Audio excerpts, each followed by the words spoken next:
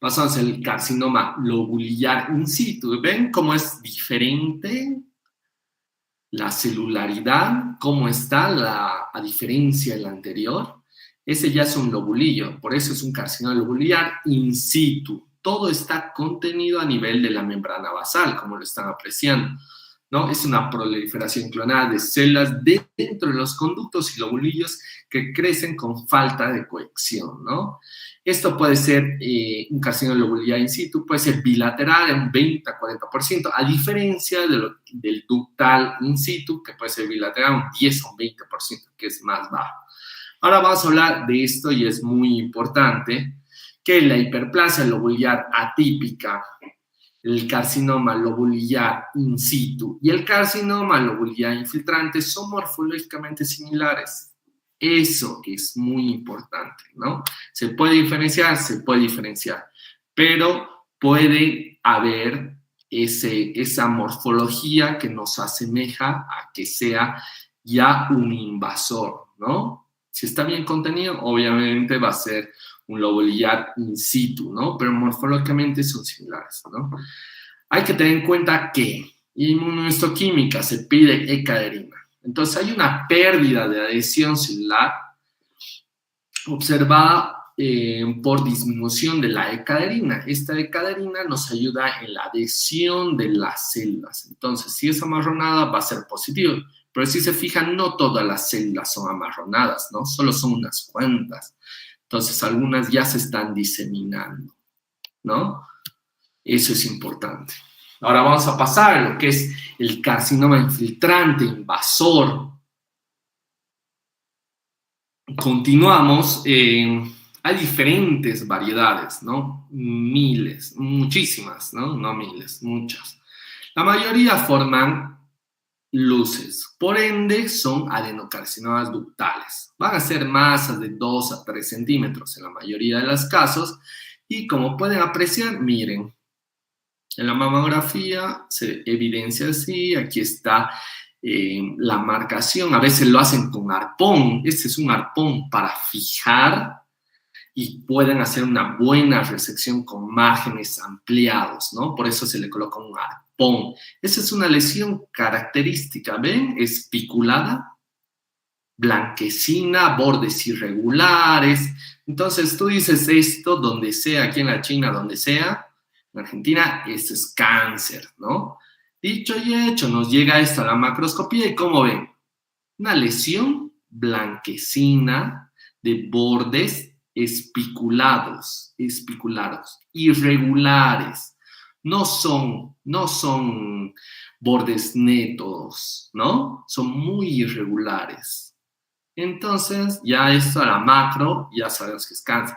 Y si ustedes lo raspan con un bisturí, suena. El cáncer suena.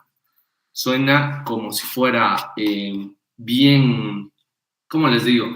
Es como a madera, sí, como si fuera cartón, suena. A diferencia de lo que es una fibrosis, porque si ustedes tienen en cuenta una fibrosis es blanquecina, ¿no? Como vamos a ver a continuación, así se ve una fibrosis. Entonces es indeterminado, no es lo mismo esto que lo que vamos a ver a continuación. Entonces, ¿qué es lo que vamos a ver?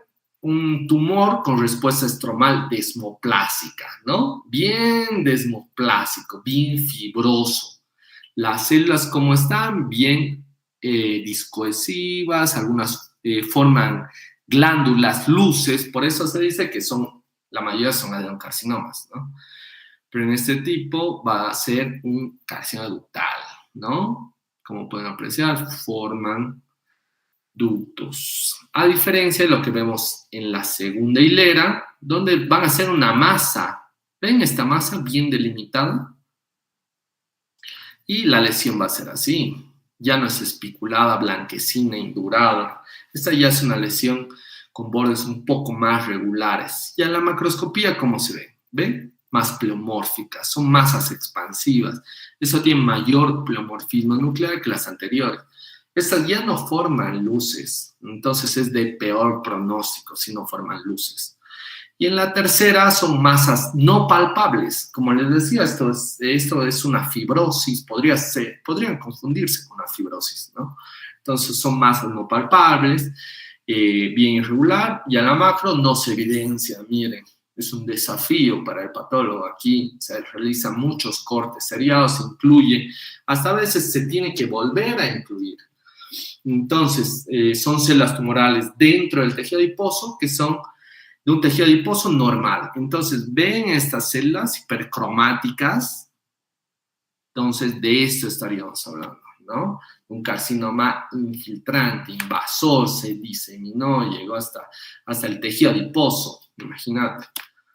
Continuamos. Pasamos al score de Nottingham, ¿no? Como les decía,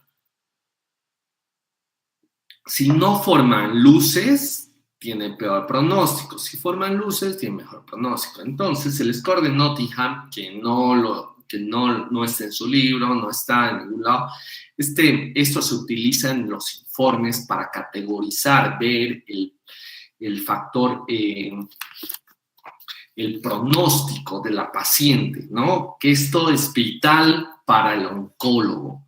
Entonces, nosotros decimos cómo es el cáncer, ¿no? Entonces, tenemos 3 parámetros. ¿Cuáles son? ¿Forma túbulos o no forma túbulos? ¿Cómo es el pleomorfismo? Moderado, marcado, ausente, y la mitosis. ¿Cuántas mitosis? ¿Es elevado el índice mitótico o no? Entonces, dependiendo a esos 3 parámetros, se hace un score. Se pone 1, 2 o 3. ¿En base a qué? Si forma túbulos, un 75% es 1. Entre 10 a 75%, o sea, moderado, se pone un score 2. Ahora, si no forma túbulos y es menos del 10% la formación de túbulos, es un 3. Entonces, nos vamos al pleomorfismo nuclear. Si está ausente es 1, es más tranquilo. Si hay moderado pleomorfismo nuclear, 2. Ahora, si hay un marcado pleomorfismo nuclear, la relación núcleo-citoplasmática está alterada y está muy marcada, va a ser un 3.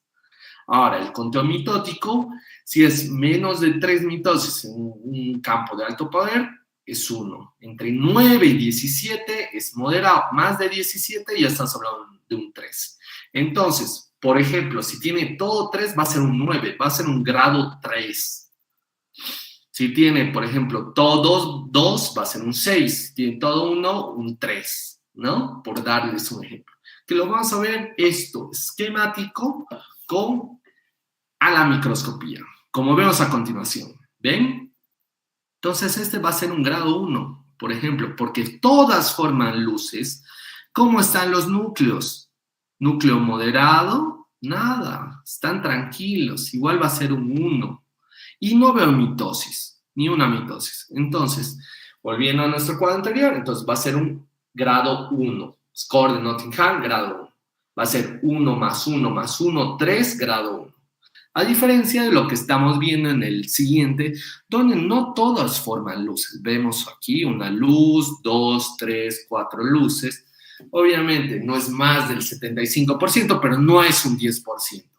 Hay un moderado pleomorfismo nuclear y mitosis se ve. Esta es una mitosis. Por dar un ejemplo, 2, 3.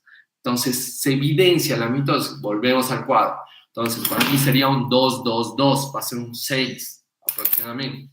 Y por último el 3, el grado 3. ¿Ven alguna luz? Les pregunto. Ninguna. No hay ninguna luz, es menos del 10%. Es muy desmoplásico, no se ve luces. Es un pobremente diferenciado, es un G3, es un grado 3, donde, como pueden apreciar, a mayor aumento, el marcado pleomorfismo nuclear, ¿no? A diferencia del resto, núcleo lo evidente, núcleo irregular, no se ve la célula, o sea, el citoplasma. Esta es una mitosis atípica, ni siquiera es una mitosis normal, es atípica, explosiva. Entonces, ya estamos hablando de otro nivel, por eso hablamos de un score de Nottingham 3, ¿ok? Me encantó esta parte del score de Nottingham. Vamos a continuar diferenciando y mostrarles imágenes, ¿no? De los diferentes cánceres, cómo se evidencia, porque tengan presente que el invasor tiene diferente infinidad de cánceres, o sea, variantes, variables, ¿ok? Tipos, subtipos. Entonces, empecemos. Algunos se los voy a estar mostrando. Entonces, un bien diferenciado va a ser luces, como pueden apreciar, muchas luces, como hemos visto, más del 75%, esto llega a ser un 90%. Todo es luces. Esto podría no formar luces, a diferencia de un NST, ¿no? ¿Alguien sabe lo que es NST? Es no specific type. Entonces, cuando no forma nada, es un carcinoma NST, no specific type. O sea, no forma luces. Yo al oncólogo no le podemos decir qué tipo de cáncer es. Decimos un no específico y listo. Se acaba. Es cáncer. Igual se trata. Y probablemente si eso va inmuno, va a ser un triple negativo. Va a ser receptores de estrógeno negativo, progesterona negativo y un HER2 negativo. Porque así es. ¿Ok? Son muy agresivos. Entonces no tienen una respuesta al tratamiento, ¿no? Con receptores. Como podemos apreciar, ya este es un carcinoma lobular invasor. ¿Cómo forman los núcleos? Y nosotros le decimos en filas indias. Me encanta cada sinónimo que realizamos los patólogos a darle nombre, ¿no? Entonces, vemos filas indias. Entonces, este es un carcinoma lobular. ¿Ven? Como están bien discohesivo, el núcleo va a ser más excéntrico, un poco más plasmocitoide. ¿Ven que no forman luces? No forman luces. Entonces es en hilera, en fila india, ¿no? En hileras. Vamos, siguiente. Carcinoma medular, va a haber mucho linfoplasmocitos, ¿no? Va a haber citoplasma amplio, eosinófilo, núcleo evidente, marcado pleomorfismo nuclear, entre otras variantes, ¿no? Va a ser bien marcado los linfoplasmocitos en este tipo de cáncer, ¿no? Ahora pasamos al mucinoso, uno de mis favoritos. El mucinoso, ¿cómo está conformado? Por mucina. Entonces, presenta lagos de mucina y su interior, estas células, están conformadas estos nidos de cáncer, ¿no? De un carcinoma, ¿no? Mucinoso. Como están en lagos de mucina rodeados, entonces presenta un moderado a marcado pleomorfismo nuclear, moderado índice mitótico, se disponen en lagos de mucina.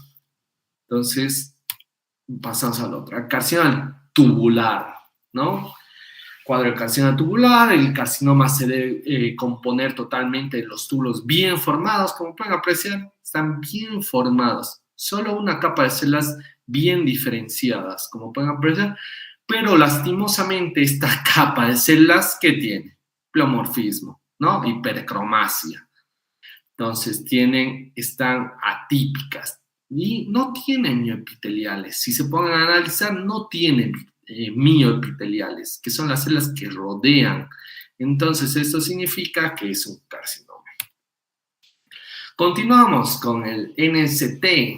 Como hemos mencionado previamente, no es específico, no es specific type. Es en inglés, entonces, como pueden apreciar, no forma nada. Es bien pleomórfico, entonces tiene nucleolo evidente, moderado, marcado, pleomorfismo nuclear, hay mitosis, entonces consideramos un NST.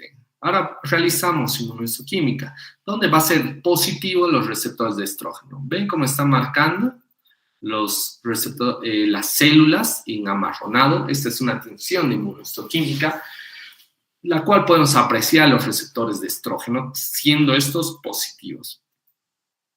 Aquí tenemos el HER2-Neu positivo, 3 cruces, como pueden apreciar, está bien delimitada la membrana completa y una tinción fuerte, ¿no? De eso estamos hablando. De un HER2-Neu positivo, 3 cruces. Hablamos del FISH, además, estos son los receptores de estrógeno, progesterona, el HER2, miren cómo marca, igual, 3 cruces, una marcación completa. Miren qué lindo, es una mitosis esta, un marcado pleomorfismo nuclear, nucleolo evidente. Y vamos a hablar de lo que es el FISH, ¿no? Que es la amplificación del gen del HER2, que puede detectarse mediante un análisis de FISH con una sonda fluorescente para el gen, ¿no? Una célula normal tiene 2 copias de gen. Estas células tumorales tienen más de 25 señales, lo que indica una amplificación del HER2, ¿no? Esto podemos apreciar igual que es amarronado, es una función positiva de los receptores de estrógeno, progesterona. Aquí tenemos de igual manera de estrógeno, como es positivo, los receptores de estrógeno. Este es un moderado, este es lo mismo, la misma tinción, solo que en HY, hematoxilinosina, y en inmunohistoquímica con receptores de estrógeno, ¿no? Como pueden apreciar, la lesión como tiene un marcado pleomorfismo nuclear, nucleolo evidente, citoplasma amplio, sinófilo, las cuales se disponen la lesión en planchas sólidas que se diseminan y filtran. A mi parecer, esto puede ser ya una embolia vasculolinfática. ¿Ven cómo tiene? Parece esto un vaso. Entonces ya se está diseminando la lesión, ¿no? De igual manera, el oncogen, como pueden apreciar, el HER2.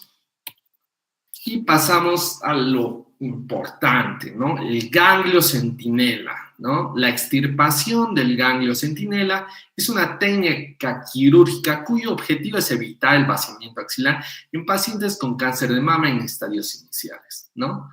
Es para hacer un tratamiento más conservador, ¿no? La determinación de la infiltración tumoral puede ser evidente en caso de macrometástasis, esta que sea 2 milímetros. La macrometástasis, en una congelación intraoperatoria, nosotros tenemos que diagnosticarla. No se nos puede pasar al patólogo macroscópicamente. Una metástasis de un ganglio centinela no se puede pasar.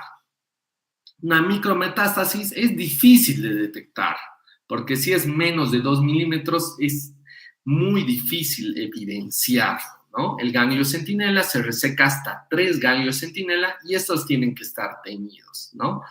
Ahora, nosotros, por mi experiencia, la técnica de ganglio centinela, como patólogos, nos llegaba diario en lo que es en mi hospital, en el hospital de clínicas, diario, en el hospital británico, donde he hecho fellow, de igual manera, diario.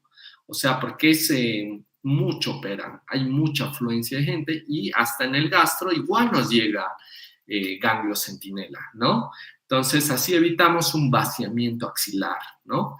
En teoría nos tienen que dar 3 y teñidos. Lastimosamente, a veces no es una realidad porque es muy dificultoso para el ginecólogo, la falta de experiencia, puede que hasta no esté bien teñido, o sea, es a veces preocupante, ¿no? Nosotros estamos acostumbrados a 3 ganglios, pero nos lleva a veces toda la cola de Spain. O sea, nosotros no podemos llegar a disecar toda la cola de Spain buscando los ganglios. O sea, uno pierde el tiempo, ¿no? O sea, y más si un paciente está sedado, está anestesiado, está en quirófano, entonces el tiempo que está en quirófano se amplía, ¿no? Entonces, lo aconsejable es 3 ganglios y que estos estén marcados, ¿no? Nosotros nos llega y nosotros lo cortamos de forma seriada. No seccionamos como cualquier otra pieza, ¿no? Quirúrgica. Pero en el ganglio, al ser un ganglio centinela, o sea, específicamente la lesión tumoral va directo al ganglio, entonces hacemos cortes seriados. Muchos cortes seriados y todos esos hacemos una impronta en lo que es en el intraoperatorio, una impronta, y en algunos casos con la impronta es suficiente, ¿no? Se ve si hay células tumorales o no. Lo más importante es en la periferia. El tumor nunca está en el centro, está en la periferia del ganglio, ¿no? De todas maneras, esto se puede hacer en el criostato, se puede colocar y hacerse cortes seriados, ¿no? Y posteriormente se tiñe y se lo ve. Tenemos aproximadamente unos 10 a 15 minutos para decir si ese ganglio es positivo o negativo, ¿no? Son desafíos que tiene el patólogo. Además, puede decirnos los márgenes de resección si llega a la pieza, por ejemplo, una nodulectomía, entre una mastectomía, una cuadrantectomía. Hay que ver el margen de resección profundo, ¿no? En este caso. Continuando a la tinción, el marcado es con isótopo, el marcado isótopo ganglionar se efectúa con el sulfuro de renio coloidal tecnesio 99, ¿no? Ese marcado con colorante biológico se realiza con azul de isosulfán, ¿no? Ahora, la localización de los ganglios centinelas se realiza mediante la visualización de los conductos y ganglios linfáticos coloreados con la utilización de una sonda de detección de radiaciones gamma. El estudio anatomopatológico se efectúa de forma intraoperatoria. Los 10 a 15 minutos para dar una respuesta. Se incluye por diferido para poder efectuar con hematoximina y eosina, e incluso si hay casos dudosos, se realiza inmunohistoquímica, se realiza citocaratinas con el objeto de descartar micrometástasis ante la alta sospecha, ¿no? Como pueden apreciar, aquí tenemos la imagen, se inyecta a nivel del tumor y este llega al primer ganglio. Los primeros 3 ganglios son los que nos llegan, ¿no? Son 3 ganglios centinela, aquí vemos el ganglio linfático, que este es el centinela, este es el primero. Entonces las válvulas permiten que lleguen los fluidos y pasen a esa dirección, ¿no? En una dirección. Este es muy importante, este ganglio es el principal. Con esto decimos si se diseminó la lesión tumoral o no. Y como pueden apreciar, se realiza la resección y aquí se evidencia ya en el HY como estas células ya son tumorales, ¿no? No son las mismas. El ganglio linfático tiene un parénquima linfocitario y, como les decía, siempre en la periferia. En la periferia se va a evidenciar la lesión tumoral, ¿no? Como pueden apreciar. En conclusión, el ganglio centinela permite evaluar el estatus de infiltración tumoral de los ganglios axilares y reducir en gran medida las linfadenectomías axilares, ¿no? El estudio convencional de ganglio centinela con un único corte resulta insuficiente para el diagnóstico de la infiltración tumoral. Como les decíamos, se tienen que realizar unos cortes seriados. En nuestra serie de estudios histológicos mediante un protocolo de cortes seriados, se ha permitido detectar hasta un 43% de las metástasis de ganglio centinela que no eran evidentes en un corte inicial. Entonces, desde ese entonces se hace cortes seriados a lo que es el ganglio centinela, ¿no? Para concluir y agradecer, me quisiera despedir mostrándoles un poco lo que es el Hospital de Clínicas,